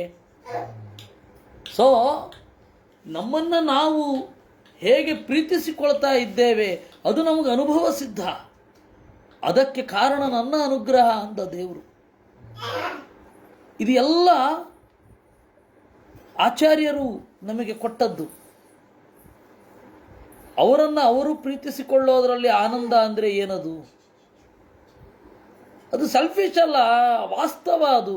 ನಮ್ಮನ್ನು ನಾವು ಪ್ರೀತಿಸಿಕೊಳ್ಳದೆ ನಮ್ಮನ್ನು ನಾವು ದ್ವೇಷಿಸಿಕೊಳ್ಳೋದು ಅಂತ ಒಂದು ಪ್ರಯೋಗ ಮಾಡಿ ನೋಡುವ. ಆಗಲ್ಲ. ಯಾಕೆ ಅಂದರೆ ನೀವು ಆಗದಷ್ಟು ದೂರ ಬಂದಿದ್ದೀರಾ. ತಮ್ಮನ್ನು ತಾವು ದ್ವೇಷಿಸಿಕೊಳ್ಳುವವರಿಲ್ವೇ? ದ್ವೇಷಿಸಿಕೊಳ್ಳುವವರಿದ್ದಾರೆ. ದೈತ್ಯರು ಮತ್ತೆಂಥದ್ದು ಕಥೆ. ಅವ್ರನ್ನವ್ರು ದ್ವೇಷ ಮಾಡ್ಕೋತಾರೆ. ಅವರು ದೇವರನ್ನು ದ್ವೇಷ ಮಾಡ್ತಾರೆ. ಆನಂದಮಯನಾದ ದೇವರನ್ನು ದ್ವೇಷ ಮಾಡಿದ್ರೆ there is only one way. Invariably they have to have ಆ ದುಃಖ, ಉತ್ಕಟವಾದ ದುಃಖ. That much of pain which is unimaginable. ನಾವು ಊಹೆ ಕೂಡ ಮಾಡಲಿಕ್ಕಾಗಲ್ಲ. ಈ ತರಹದ ಒಂದು ಸಂಗತಿಯನ್ನು ಆಚಾರ್ಯರು ಹೇಳಿದ್ದು. ಆದರೆ ಹಾಗಾದರೆ ಪ್ರತಿಯೊಬ್ಬರೂ ಕೂಡ ಸುಷುಪ್ತಿಯಲ್ಲಿ ಆನಂದವನ್ನು ಅನುಭವಿಸ್ತಾರಲ್ವಾ? ತಾಮಸರು ಅನುಭವಿಸ್ತಾರೆ. ಬೆಳಗ್ಗೆ ಎದ್ದು ಕೂಡಲೇ ನಾವು ಸುಖವಾಗಿದ್ದೇವೆ, ಸುಖವಾಗಿ ನಿದ್ರೆ ಮಾಡಿದೆವು ಅಂತ ಅವರು ಹೇಳ್ತಾರೆ. ರಾಜಸರು ಹೇಳ್ತಾರೆ ಸುಖವಾಗಿ ನಿದ್ರೆ ಮಾಡಿದೆವು ಅಂತ. ಅವ್ರಿಗೆ ಸ್ವರೂಪ ಸುಖ ಆಗಲಿಲ್ವ? ಹಾಗಾದರೆ ಏನು? ಅದನ್ನು ಆಚಾರ್ಯರು ಮುಂದೆ ಮುಂದೆ ಹೇಳ್ತಾರೆ. ಇಲ್ಲಿ ಸಾರಭೂತವಾಗಿ ನೀವು ತಿಳಿಯಬೇಕಾದದ್ದಿಷ್ಟು. ಅದನ್ನು ನಾವು ಮುಂದೆ ನೋಡೋಣ. ನಮ್ಮನ್ನು ನಾವು ಯಾಕೆ ಪ್ರೀತಿಸಿಕೊಳ್ತೇವೆ ಅಂತಂದರೆ ದೇವರು ಹಾಗೆ ಪ್ರಚೋದನೆ ಮಾಡೋದ್ರಿಂದ. ದೇವರು ಆನಂದ ಸ್ವರೂಪರಾದ ನಮ್ಮನ್ನು ಹೇಗೆ ಆ ಪ್ರೀತಿಸಿಕೊಳ್ಳುವಂತೆ ಮಾಡ್ತಾನೆ ಅನ್ನೋದು. ಇನ್ನು ದಿಲೀಪ್ ರತ್ನಾಕರ್ ಅವ್ರ ಪ್ರಶ್ನೆ, ಪಾಪ ಪ್ರಜ್ಞೆ ಕಾಡೋದ್ರಿಂದ ನಮ್ಮ ಮೇಲೆ ದ್ವೇಷ ಬರಲ್ಲ, ಪಶ್ಚಾತ್ತಾಪ ಅದು. ನಾವು ಆ ಪಾಪ ಮಾಡದೆ ಹೋಗಿದ್ದಿದ್ರೆ ಈಗ ಆನಂದವಾಗಿರ್ತಾ ಇದ್ವಿ ಅಂತ ಭಾವನೆ ಅದು. ಪಾಪ ಪ್ರಜ್ಞೆ ಕಾಡುವಾಗ ನಮ್ಮ ಮೇಲೆ ದ್ವೇಷ ಹುಟ್ಟಲ್ಲ. ನೀವು ಅದನ್ನು ದ್ವೇಷ ಅಂತ ಅಂದುಕೊಳ್ಳಬೇಡಿ, ಸಾಧ್ಯವೇ ಇಲ್ಲ. ಪ್ರಾಯಶ್ಚಿತ್ತ ಮಾಡ್ಕೋಬೇಕು ಅಂತ ಬಯಕೆ ಇರಲ್ವ ನಿಮಗೆ ಪಾಪ ಪ್ರಜ್ಞೆ ಕಾಡುವಾಗ? ಅದಕ್ಕೆ ಆಚಾರ್ಯರು ಹೇಳಿದರು, ಯಾರೋ ಒಬ್ರು ಸತ್ತೋಗಿರ್ತಾರೆ, ನಾವು ಅವ್ರಿಗೆ ಸಾರಿ ಹೇಳಬೇಕು. ಹೆಂಗೆ ಹೇಳುತ್ತೀರಾ? ದೇವರನ್ನ ನೆನಪಿಸ್ಕೊಳ್ಳಿ ಅಷ್ಟೇ ಅಂತಾರೆ ಕೃಷ್ಣಾಮೃತ ಮಹಾರಣವದಲ್ಲಿ. ಯಾಕೆಂದ್ರೆ ಎಷ್ಟೋ ತಪ್ಪುಗಳು ಮಾಡಿಬಿಡ್ತೇವೆ, ಗೊತ್ತಾಗಲ್ಲ. ನಾನೀಗ ವಿದ್ಯಾಮಾನ್ಯರಿಗೆ ಸಾರಿ ಹೇಳಬೇಕಪ್ಪ, ಏನು ಮಾಡೋದು? ಹೇಳಬೇಕಾದ ಪ್ರಸಂಗ ಬಂದಿದೆ. ಅದಕ್ಕೊಂದು ಕಾರಣ ಹೇಳ್ತೇನೆ ನಿಮಗೆ. ಕೃಷ್ಣಾಮೃತ ಮಹಾರಣವದ ಮಾತು ಆಳವಾಗಿ ನನ್ನಲ್ಲಿ ನಾಟಿದ್ದನ್ನು ನಾನು ಹೇಳಿದ್ದು. ಪಾಪ ಪ್ರಜ್ಞೆ ಕಾಡಿದ್ದೇ ಅದು ನನಗೆ. ವಿದ್ಯಾಮಾನ್ಯರು ಡೆತ್ ಬೆಡ್ಡಲ್ಲಿದ್ದಾರೆ. 2000ನೇ ಇಸ್ವಿ ಫೆಬ್ರವರಿ. ಆ ವಾದಿರಾಜ ಮಂದಿರ, ಪೇಜಾವರ ಸ್ವಾಮಿಗಳ ಪರ್ಯಾಯ ಆ ವಾದಿರಾಜ ಮಂದಿರ, ಅಲ್ಲಿ ಅವರು ಇದ್ದಾರೆ. ಕಡೇ ಕ್ಷಣಗಳನ್ನು ಎಣಿಸ್ತಾ ಇದ್ದಾರೆ. ಪ್ರಜ್ಞೆ ಎಲ್ಲ ಇತ್ತು ಚೆನ್ನಾಗಿ. ಮೇ ಹೊತ್ತಿಗೋ ಏಪ್ರಿಲ್ ಹೊತ್ತಿಗೋ ಹೋಗಿದ್ದವರು. ಎಲ್ಲರೂ ನಮಸ್ಕಾರ ಮಾಡಿದೆವು, ಭಂಡಾರಕೆರೆ ಮಠದ ವಿದ್ಯಾರ್ಥಿಗಳು. ಆಗ ನಾನು ಈಗಣ ಭಂಡಾರಕೆರೆ ಸ್ವಾಮಿಗಳ ಜೊತೆಗಿದ್ದೆ. ಅವರು ಮಂತ್ರಾಕ್ಷತೆ ಕೊಡ್ತಾ ತೆಗೆದ ಬಾಯಿಗೆ ಹೇಳಿದರು. ಅದು ಆ ಸಂದರ್ಭದಲ್ಲಿಯೂ ಮಾಧ್ವರಾದ್ಧಾಂತ ಸಂವರ್ಧಿನಿ ಸಭೆಯನ್ನು ಅವರು ನಡೆಸಿದ್ರು, ಫೆಬ್ರವರಿ.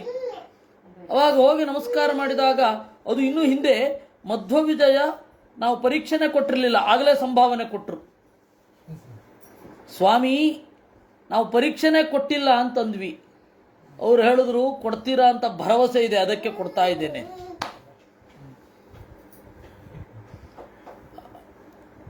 ಇದು ನಮ್ಮ ಮೇಲೆ ಇಟ್ಟಿದ್ದ ಪ್ರೀತಿ, ಅವರು ವಿಶ್ವಾಸ ಇರಲಿ. ಆಗ ಮಂತ್ರಾಕ್ಷತೆ ಕೊಡ್ತಾ ಭಾಗವತಾದಿ ಸಕಲ ಸಚ್ಛಾಸ್ತ್ರಗಳನ್ನು ಚೆನ್ನಾಗಿ ಅಧ್ಯಯನ ಮಾಡು ಅಂತ ನಮಗೆ ಅಸುರಾವೇಶ ಆವಾಗ. ಯಾಕೆ ಅಂತಂದರೆ ಈ ಬಾಂಬೆ ವಿದ್ಯಾಪೀಠದವರು, ಪೂರ್ಣಪ್ರಜ್ಞ ವಿದ್ಯಾಪೀಠದವರು ಅವರೆಲ್ಲ ಬಂದು, ಅಯ್ಯೋ ತರ್ಕ ಆಗ್ತಾ ಇಲ್ವಾ, ಈ ವಯಸ್ಸಲ್ಲಿ ತರ್ಕ ಓದಬೇಕಲ್ವಾ, ಪುರಾಣ ಏನು ಓದೋದು ಅಂತ ನಮಗೆ ಅವರೆಲ್ಲ ಹೀಗಂತಾರಲ್ಲ. ನಮಗೆ ತರ್ಕಶಾಸ್ತ್ರದಲ್ಲಿ, ಯಾಕಂದರೆ ಎಲ್ಲ ಸ್ವಾಮಿಗಳಿಗೂ ಅದೊಂದು ಭ್ರಮೆ ಅಲ್ವಾ, ತರ್ಕಶಾಸ್ತ್ರ ಓದಿದವ ವಿದ್ವಾಂಸ ಅಂತ. ಸೊ ಆ ತರ್ಕಶಾಸ್ತ್ರ ಓದು ಅಂತ ಅವರ ಆಶೀರ್ವಾದ ಮಾಡಬಾರದೆ ಅಂತ ನಮಗೆ. ಆಶೀರ್ವಾದವನ್ನು ಸ್ವೀಕರಿಸದೇ ಇರೋ ಹಾಗೆ ಆಯಿತು. ಹೃತ್ಪೂರ್ವಕವಾಗಿ ಮಾಡಿದ ಕಡೆಯ ಆಶೀರ್ವಾದವನ್ನು ನಾವು ಸ್ವೀಕರಿಸದೇ ಇರೋ ಹಾಗಾಯಿತು. ಆದರೆ ಇವತ್ತು ಆನಂದ ಕೊಡ್ತಾ ಇರೋದೇ ಆ ಗ್ರಂಥ, ನಮ್ಮ ಜ್ವಲಂತ ಸಮಸ್ಯೆಗಳಿಗೆ ಉತ್ತರ ಕೊಡ್ತಾ ಇರೋದೇ ಈ ಗ್ರಂಥ. ಜನರು ಯಾಕೆ ನನ್ನನ್ನು ಪ್ರೀತಿಸ್ತಾರೆ? ಏನೋ ಇವನು ಶಾಸ್ತ್ರದ ಬಗ್ಗೆ ಮಾತಾಡ್ತಾ ಇದ್ದಾನೆ ಅಂತ ಪ್ರೀತಿಸ್ತಾರೆ. ಈ ಪ್ರೀತಿಯನ್ನು ನಾನು ತರ್ಕಶಾಸ್ತ್ರ ಹೇಳಿದ್ರೆ ಇವತ್ತು ಈಗ ಏರಿಯಾ ಕೂಡ ಕಾಲಿಡ್ತಾ ಇರಲಿಲ್ಲ.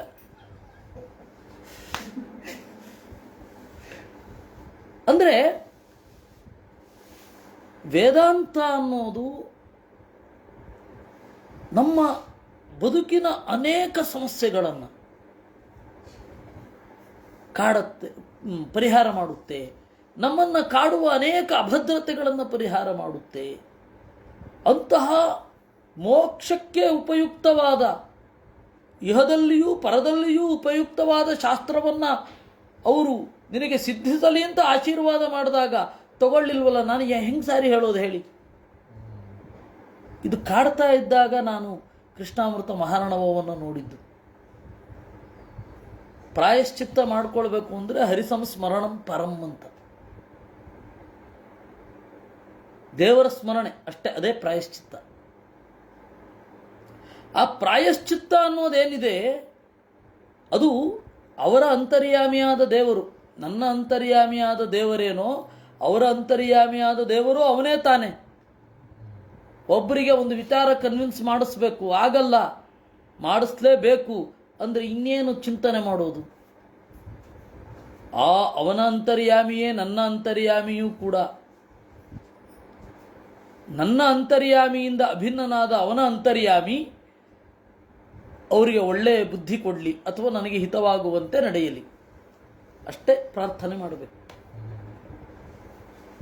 ಇದು ಇರಬೇಕಾದದ್ದು. ಅಂದರೆ ಅಂತರ್ಯಾಮಿತ್ವ ಅನ್ನುವ ತತ್ವವನ್ನು ಎಷ್ಟು ಗಾಢವಾಗಿ ಶಾಸ್ತ್ರದಲ್ಲಿ ಹೇಳಿದ್ದಾರೆ. ದೇವರು ಅಂತರ್ಯಾಮಿ. ಹೀಗಾಗಿ ದೇವರು ಅಂತರ್ಯಾಮಿ ಅನ್ನೋ ಪ್ರಜ್ಞೆ ಬಂದದ್ರಿಂದ ನಮ್ಮ ಮಾತಿನಲ್ಲಿ ಮಾಡಿಸು ಅಂತ ಹೇಳಿ ಬಂತು. ಕಾರಯ ಮಾಡಿಸು, ಹಿಂದಿಯಲ್ಲಿ ಕರ್ವಾನಾ ಹೈ, ಮಾಡಿಸಬೇಕು. ಇಂಗ್ಲೀಷಿನಲ್ಲಿ ಹೇಳಿ ಅದನ್ನು, ಅಲ್ಲಿ ಅಂತರ್ಯಾಮಿಯ ಕಲ್ಪನೆ ಇಲ್ಲ.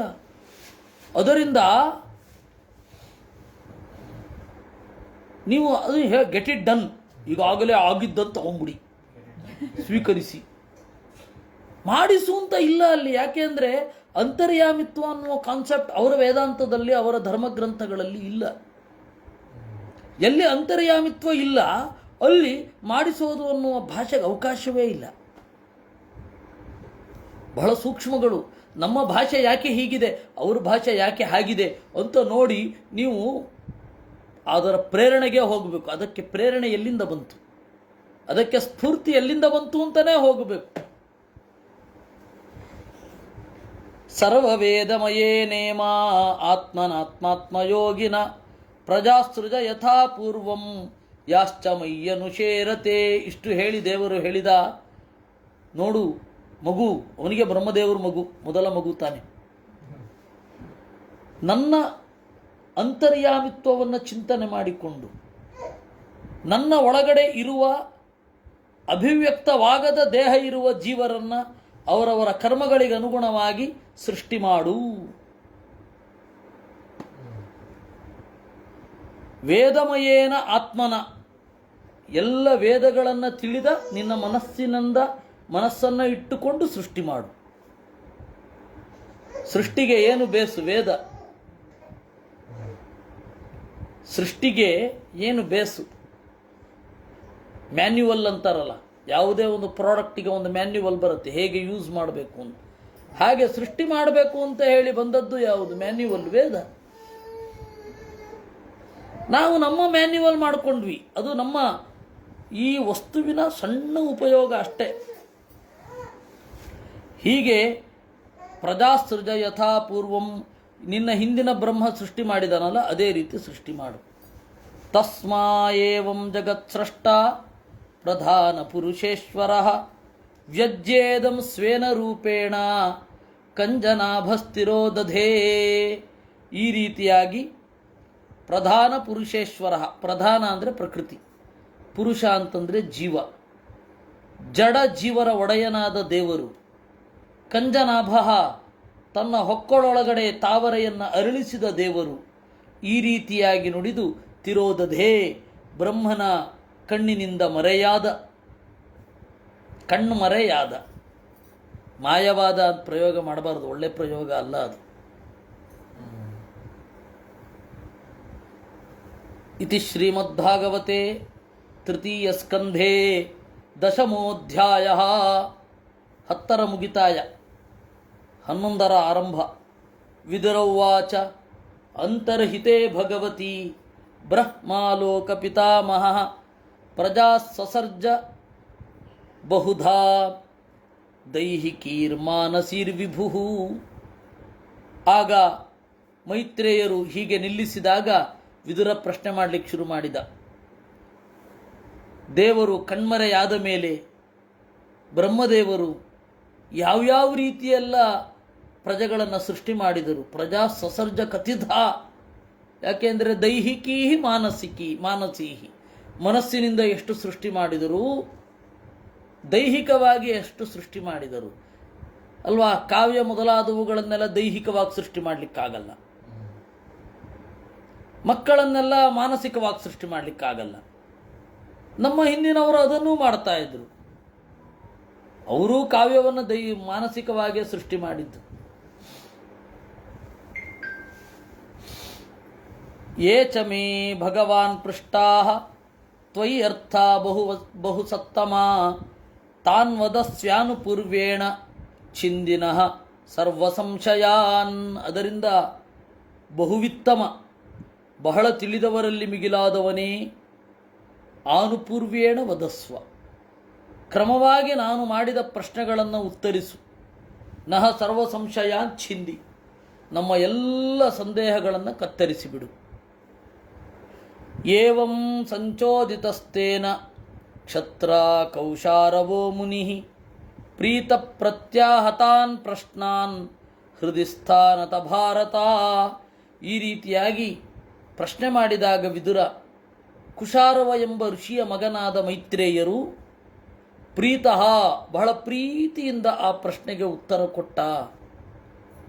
ಮೈತ್ರೇಯ ಉವಾಚ ವಿರಿಂಚೋಪಿ ತದಾ ಚಕ್ರೇ ದಿವ್ಯಂ ವರ್ಷಶತಂ ತಪಃ ಆತ್ಮನ್ಯಾತ್ಮಾನಮಾವೇಶ್ಯ ಯಥಾ ಭಗವಾನಜಃ. ವಿರಿಂಚೋಪಿ, ಬ್ರಹ್ಮದೇವರು ಕೂಡ ತದಾ, ದೇವರು ಹೇಳಿದ ಮೇಲೆ, ದಿವ್ಯಂ ತಪಃ ಚಕ್ರೇ, ಅಲೌಕಿಕವಾದ ತಪಸ್ಸನ್ನು ಮಾಡಿದರು. ತಪಸ್ಸನ್ನು ಮಾಡಿದ ಬಗೆ ಹೇಗೆ? ಆತ್ಮನಿ ಆತ್ಮಾನಮಾವೇಶ್ಯ, ಆತ್ಮ ಅಂದರೆ ದೇವರೇ. ಮುಖ್ಯವಾಗಿ ಆತ್ಮ ಅಂದರೆ ದೇಹ, ನಮ್ಮ ದೇಹವನ್ನು ನಾವು ಆತ್ಮ ಅಂತ ಕರ್ಕೋತೇವೆ.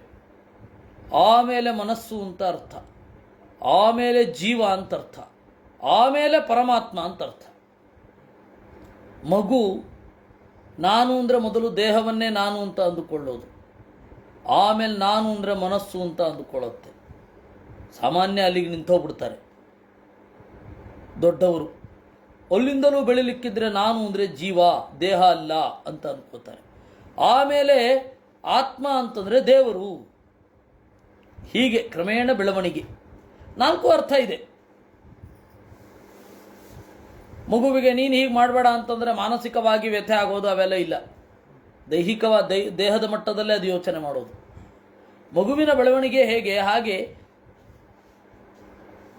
ಜೀವ ಶಬ್ದ ಪ್ರಪಂಚವನ್ನು ಹಾಗೆ ಅರ್ಥೈಸ್ಕೊಳ್ತಾ ಹೋಗಬೇಕು. ಶಬ್ದ ಅನ್ನೋದೇನಿದೆ ಅದೊಂದು ಅದ್ಭುತವಾದ ಸೃಷ್ಟಿ, ಅದೊಂದು ಬೆಳಕು. ಒಬ್ಬ ಕವಿ ಹೇಳ್ತಾನೆ, ಯದಿ ಶಬ್ದಾಹ್ವಯಂ ಜ್ಯೋತಿ ಇದಮಂಧನ್ ತಮಕೃತ್ಸನಂ ಜಾಯೇತ ಭುವನತ್ರಯಂ ಯದಿ ಶಬ್ದಾಹ್ವಯಂ ಜ್ಯೋತಿ. ಶಬ್ದವೆನ್ನುವ ಬೆಳಕು ಇಲ್ಲದೆ ಹೋಗಿದ್ದಿದ್ರೆ ಇಡೀ ಪ್ರಪಂಚ ಕತ್ತಲೋ ಕತ್ತಲು ಅಂತ ಯೋಚನೆ ಮಾಡಿ. ಶಬ್ದ ಇಲ್ಲದೆ ಕುರುಡ ಶಬ್ದದಿಂದಲೇ ಕನ್ವೆ ಮಾಡಬಹುದು. ಶಬ್ದವೇ ಇಲ್ಲದೆ ಹೋದರೆ ಏನು ಯೋಚನೆ ಮಾಡೋದು? ಎದುರುಗಡೆ ಬಂದ ಅಷ್ಟೇ. ಪ್ರಾಣಿಗಳಿಗೆ ನಾವು ಹೆಂಗೆ ಕಾಣಿಸ್ತೇವೆ? ಪ್ರಾಣಿಗಳು ಹೇಳಬೇಕಾಗಿರೋದನ್ನು ಏನು ಹೇಳ್ತವೆ? ಶಬ್ದ ಅನ್ನುವ ಬೆಳಕು ಇಲ್ಲದೆ ಹೋಗಿದ್ದಿದ್ರೆ ಈ ಬೆಳಕಿದ್ದರೇನು ಹೊರಗಡೆಯ ಬೆಳಕು ಇರಲಿಲ್ಲ ಅಂತ ಆಗೋದಲ್ವ? ನೋವನ್ನು ಹೇಗೆ ಅಭಿವ್ಯಕ್ತಿಸ್ತೀರ? ನಲಿವನ್ನು ಹೇಗೆ ಅಭಿವ್ಯಕ್ತಿಸ್ತೀರ? ಹೀಗಾಗಿ ಈ ಶಬ್ದವನ್ನು ಅರ್ಥೈಸಿಕೊಳ್ಳೋದರಲ್ಲಿ ಬೆಳಿಬೇಕು. ನಾವು ಯಾವ್ಯಾವ ಲೆವೆಲಲ್ಲಿ ಈ ಶಬ್ದವನ್ನು ಅರ್ಥೈಸಿಕೊಳ್ತೇವೆ ಅಂತ.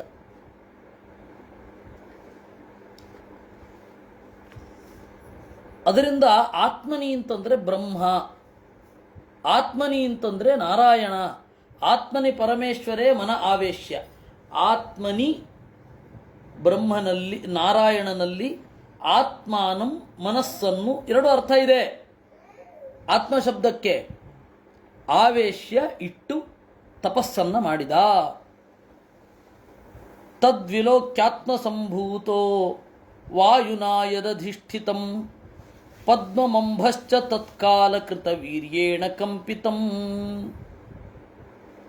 ಆತ್ಮಸಂಭೂತ ದೇವರ ಮಗ ಕ್ರಮೇಣ ಕಾಲ ಕಳೆದಂತೆ ಇಡೀ ಪ್ರಪಂಚ ಗಾಳಿಯಿಂದ ಅಲುಗಾಡೋದನ್ನು, ಒಂದು ಕ್ಷೋಭಕ್ಕೆ ಒಳಗಾಗೋದನ್ನು ನೋಡಿದ ಅಂತೆ.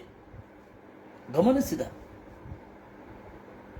ಗಾಳಿ ಯಾವ ರೀತಿ ಬೀಸ್ತಾ ಇದೆ. ಗಾಳಿ ಅನ್ನೋದು ಬದಲಾವಣೆಯ ಮೊದಲ ಹೆಜ್ಜೆ. ಪ್ರಪಂಚದಲ್ಲಿ ದೇವ್ರ ಗಾಳಿ ಬೇಡ. ಉಸಿರಾಡಲಿಕ್ಕೆ ದೇವ್ರ ಗಾಳಿ ಬೇಕಾ? ಇಲ್ಲ. ಉಸಿರಿನ ಉಸಿರು ಅವನು. ಈಗ ಗಾಳಿಯೇ ಬೇಡ. ಮೊಟ್ಟ ಮೊದಲು ಗಾಳಿ ಬೀಸಿತು ಅಂತ. ಮೊಟ್ಟ ಮೊದಲು ಗಾಳಿ ಬೀಸಿತು. ಆಗ ಇಡೀ ಲೋಕಗಳೆಲ್ಲ ಉಲ್ಲೋಲ ಕಲ್ಲೋಲಗೊಂಡವು ಅಂತ ಹೇಳ್ತಾರೆ. ಕಂಪಿಸಿತು. ಕಂಪ ಅನ್ನೋದೇ ಸೃಷ್ಟಿಯ ಮೊದಲ ಹೆಜ್ಜೆ. Vibration. Vibration is first step of creation. ನೀವು ನೋಡಿ ಬೇಕಾದ್ರೆ ಎಲ್ಲಿ ಬೇಕಾದ್ರೆ ನೋಡಿ. ವೈಬ್ರೇಷನ್ ಇಲ್ಲದೆ ಎಲ್ಲೂ ಸೃಷ್ಟಿ ಆಗಲ್ಲ. ಆ ವೈಬ್ರೇಷನ್ ಯಾವ್ಯಾವ ಮಟ್ಟದಲ್ಲಿ ಅದು ನೋಡೋಣ. ಆ ವೈಬ್ರೇಷನ್ನಿಂದಲೇ, ಆ ಚಲನೆಯಿಂದಲೇ ವಿಕಾರ ಅಂತ ಅನ್ನೋದು ಒಂದೊಂದು ಆಗೋದು. ಮೂಲಭೂತವಾದ ಸೃಷ್ಟಿಗೆ ಮೂಲಭೂತವಾದ ವಿಕಾರ ಮೊದಲು ಆಗಿದ್ದು ಗಾಳಿಯಿಂದ. ತತ್ಕಾಲ ಕೃತವೀರ್ಯೇಣ ಕಂಪಿತಂ ತಪಸಾ ಹೇಧಮಾನೇನ ವಿದ್ಯೆಯ ಚಾತ್ಮ ಸಂಸ್ಥೆಯ ವಿವೃದ್ಧಿ ವಿಜ್ಞಾನ ಬಲ ನ್ಯಪಾದ್ವಾಯುಂ ಸಹಾಂಭಸ. ಆಮೇಲೆ ಒಳಗಿನ ಯೋಚನೆ ಅನ್ನುವ ಬೆಳಕು ಬೆಳಗಿದು. ಆ ಬೆಳಕು ಬೆಂಕಿಯಾಯಿತು. ಜ್ಞಾನವೆಂಬ ಬೆಂಕಿಯಾಯಿತು. ವಿದ್ಯೆಯಾಚ ಆತ್ಮಸಂಸ್ಥೆಯ ಅರಿವು, ಬ್ರಹ್ಮದೇವರಲ್ಲಿದ್ದ ಮೊದಲ ಅರಿವು. ಆಮೇಲೆ ಈ ತಪಸ್ಸು, ಟೆಂಪ್ರೇಚರ್, ಇದು ಎರಡು ಒಟ್ಟಿಗೆ ಬೆಳೀತು. ನ್ಯಪಾದ್ವಾಯುಂ ಸಹಾಂಭಸ. ಆ ಗಾಳಿಯನ್ನು ನೀರಿನ ಜೊತೆಗೆ, ನೀರಿನ ಮೂಲಭೂತ ತತ್ವದ ಜೊತೆಗೆ ಬ್ರಹ್ಮದೇವರು ಪೂರ್ತಿ ಒಳಗಡೆ ತಗೊಂಡ್ರಂತೆ. ತದ್ವಿಲೋಕ್ಯ ವಿಯದ್ವ್ಯಾಪಿ ಪುಷ್ಕರಂ ಯದಧಿಷ್ಠಿತಃ ಅನೇನ ಲೋಕಾನ್ ಪ್ರಾಗ್ಲೀನಾನ್ ಕಲ್ಪಿತಾಸ್ಮಿತ್ಯ ಚಿಂತಯತ್. ಆಮೇಲೆ ಪುಷ್ಕರಮಧಿಷ್ಠಿತಃ, ಈಗಾಗಲೇ ಲೋಕವೆಂಬ ಅಂದರೆ ಲೋಕದ ಸ್ಕೆಲಿಟನ್ನ ರೂಪದಲ್ಲಿ ಇರ್ತಿತ್ತು ಅಂತ ಇಟ್ಕೊಳ್ಳಿ. ಈಗ ಅಂದರೆ ಈಗಿನ ಭಾಷೆಯಲ್ಲಿ ಹೇಳೋದಾದರೆ ಒಂದು ಸ್ಥೂಲ ಫಾರ್ಮ್, ಅದಕ್ಕೆ ಕರೆಕ್ಟ್ ವಿಸಿಬಿಲಿಟಿ ಇರಲಿಲ್ಲ. ಲೋಕ ಇದೆ ಇವಾಗ ಪಾಯದಲ್ಲಿ ಮನೆ ಕಟ್ಟಿದ ಹಾಗೆ, ಪಾಯ ಇದ್ದ ಹಾಗೆ, ಪಾಯದಲ್ಲಿ ಗೊತ್ತಾಗಲ್ಲ. ಆ ರೀತಿ ಅಲ್ಲಿತ್ತು. ತದ್ವಿಲೋಕ್ಯ ವಿಯದ್ವ್ಯಾಪಿ ಪುಷ್ಕರಂ ಯದಧಿಷ್ಠಿತಃ. ಗಾಳಿ, ನೀರು, ಬೆಂಕಿ ಇದೆಲ್ಲವೂ ಅವರ ಇಡೀ ದೇಹವನ್ನು ವ್ಯಾಪಿಸಿ, ಇಡೀ ದೇಹ ಅಂದರೆ ಬ್ರಹ್ಮಾಂಡವೇ ವ್ಯಾಪಿಸಿತು.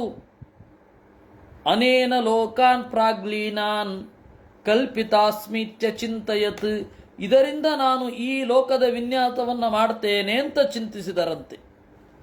ಪದ್ಮಕೋಚಂ ತದಾವಿಶ್ಯ ಭಗವಾನ್ ಕರ್ಮಚೋದಿತಃ ಏಕಂ ವ್ಯಭಾಂಕ್ಷಿ ದುರುಧಾ ತ್ರಿಧಾ ಭಾವ್ಯದ್ವಿಸಪ್ತಧಾ. ಆ ಪದ್ಮದ ಒಳಗಡೆ 3 ಮತ್ತು 14 ಅಂತ 2 ರೀತಿಯಿಂದ ವಿಭಾಗ ಮಾಡಿದ ಅಂತೆ.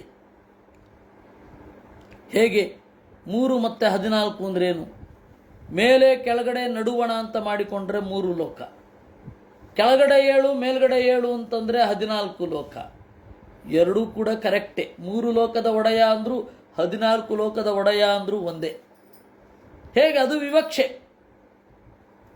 3 ಮತ್ತು 14 ಮೇಲ್ಗಡೆ ಕೆಳಗಡೆ ಇದು ಒಂದು, ಮೇಲ್ಗಡೆಯ ಲೋಕಗಳೊಂದು, ನಡುವಣ ಭೂಮಿ ಒಂದು, ಕೆಳಗಡೆಯ ಪಾತಾಳಾದಿಗಳು ಇನ್ನೊಂದು, 3 ಲೋಕ ಆಯಿತು. ಕೆಲವೊಂದು ಸರ್ತಿ ಭಾರಿ ಕಷ್ಟ.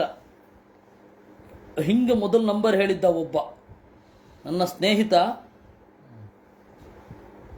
ಅವನು ನಂಬರ್ ಹೀಗೆ ಹೇಳಿದ್ದ, ನಿಮಗೆ ಬಹಳ ಗೊತ್ತು. ಅವನು ನಂಬರ್ ಹೇಳು ಅಂತ, ಅವಾಗೆಲ್ಲ ಲ್ಯಾಂಡ್ಲೈನು, ಅವು ಬಹಳ ಚಿಕ್ಕವರಾಗ 52 ಅಂದ. 52 52 52 ಅಂತ ಒಂದು ನಂಬರ್ ಇರುತ್ತೇನೋ, ಪುತ್ತಿಗೆ ಮಠದ ನಂಬರು. ಅವಾಗ 2 2 2 2 2 52. ಅವನು 52. ಉಡುಪಿಯಲ್ಲಿ ಆ ಥರದ್ದೊಂದು ನಂಬರೇ ಇಲ್ಲ ಅಂತ ಅವನು. ಟೆಲಿಫೋನ್ ಎಕ್ಸ್ಚೇಂಜ್ ಅವನು, ಬೂತ್ ಅವನು, ಸಾರಿ, ಉಡುಪಿಯಲ್ಲಿ ಆ ಥರದ್ದೊಂದು ನಂಬರೇ ಇಲ್ಲ.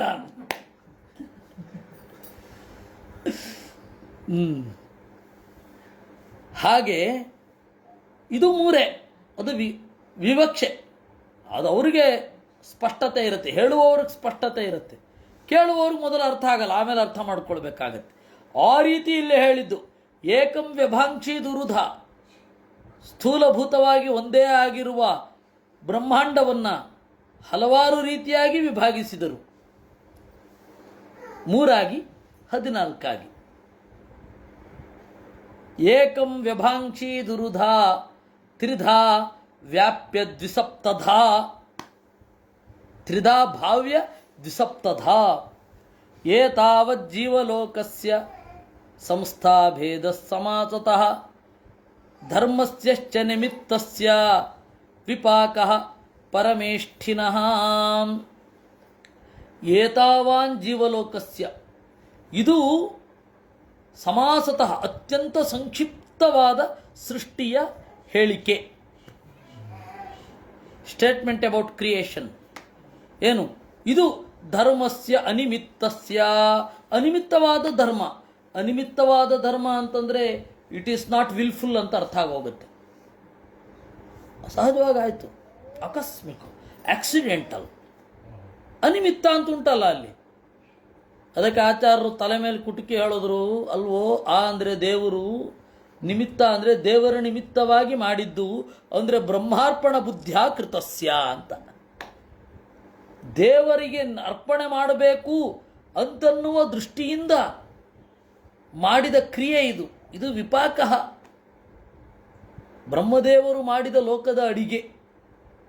ಇದು ಪಕ್ವ ಆದಮೇಲೆ ಅವನು ತಿಂತಾನೆ. ಪ್ರಳಯ. ಅದರಿಂದಾಗಿ ವಿಪಾಕಃ, ಅನಿಮಿತ್ತಸ್ಯ ಧರ್ಮಸ್ಯ ವಿಪಾಕಃ. It is the outcome of ಅನಿಮಿತ್ತ ಧರ್ಮ. ಏನು ಅನಿಮಿತ್ತ ಧರ್ಮ? ದೇವರಿಗೆ ಪ್ರಿಯವಾಗಲಿ ಅಂತ ಮಾಡಿದ ಕೆಲಸದ ಒಂದು ನೋಟ. ಅನಿಮಿತ್ತ ಅನ್ನೋದಕ್ಕೆ ಯಾಕ್ರಿ ಆ ರೀತಿ ಅರ್ಥ ಮಾಡ್ತೀರಾ ಅಂದರೆ, ಅಹ ಇತಿ ಬ್ರಹ್ಮ ಇತಿ ಶ್ರುತೆ. ಹೀಗೆ ಅನಿಮಿತ್ತಸ್ಯ ಧರ್ಮಸ್ಯ ವಿಪಾಕ ಪರಮೇಷ್ಠಿನಃ ಅನ್ನೋಲ್ಲಿ ಸಂಕ್ಷಿಪ್ತವಾಗಿ ಹೇಳಿ ಮುಗಿಸಿದರು. ಆಗ ವಿದುರ ಹೇಳ್ತಾನೆ, ಕಾಲದ ಬಗ್ಗೆ ಹೇಳಿ ಅಂತ. ಪ್ರಾಯ ಕಾಲದ ಬಗ್ಗೆ ಹೇಳ್ತಾ ಸೃಷ್ಟಿಯ ಸ್ಥೂಲವಾದ ವಿಭಾಗವನ್ನು ತಿಳಿಸ್ತಾರೆ. ಅದನ್ನು ಬಹಳ ಗಮನ ಇಟ್ಟು ಕೇಳಬೇಕು. ನಾಳೆ ಪ್ರಥಮೋ ಮಹತಸ್ತರ್ಗ ಗುಣವೈಚಮ್ಯಮಾತ್ಮನಃ ದ್ವಿತೀಯಸ್ತ್ವಹಮೋ ಯತ್ರ ದ್ರವ್ಯ ಜ್ಞಾನ ಕ್ರಿಯಾತ್ಮಕ ಶುರುವಾಗತ್ತೆ. ಚತುರ್ಥ ಇಂದ್ರಿಯ ಸ್ತರ್ಗ, ಇಡೀ ಪ್ರಪಂಚವನ್ನು 9 ರೀತಿಯಾಗಿ ಪ್ರಪಂಚದ ಬೆಳವಣಿಗೆಯನ್ನು 9 ಮೆಟ್ಟಿಲಲ್ಲಿ ಹೇಳಬಹುದು ಅಂತ ಹೇಳ್ತಾರೆ. ಅದರ ಆಚಾರ್ಯರ ತಾತ್ಪರ್ಯದ ಆಳವೇ ಆಳ. ಅದನ್ನೆಲ್ಲ ನಾವು ನೋಡೋಣ. ಅದರೊಳಗಡೆ ಯಾವ ರೀತಿ ವಿಭಾಗ ಮಾಡಬಹುದು.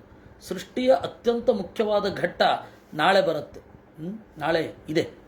ಕೃಷ್ಣಾರ್ಪಣಮಸ್ತು. ಅನೇನ ಭಾವಿಯತ್ ಪುಣ್ಯಂ ತದಾಪ್ನೋತು ಪಿತಾಮಹ.